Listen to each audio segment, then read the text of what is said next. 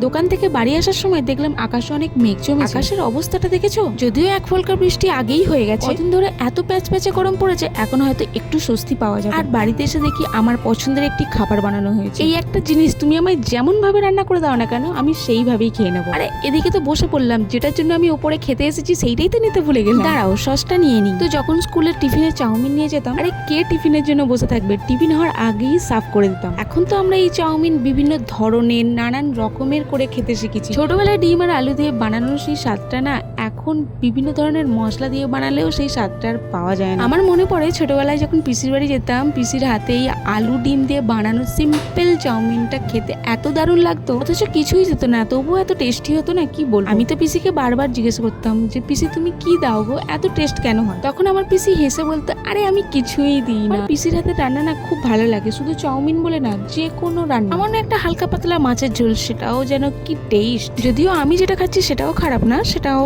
দারুণ খেতে। তো এদিকে আমার প্লেট শেষের দিকে, না আর নেবো না, অলরেডি পেট ঠেসেই নিয়েছি। তো যাই হোক, ওর খাবারটা শেষ করতে থাকুক, আর আমি আজকের ভিডিওটা এখানেই শেষ করছি। টাটা সবাইকে।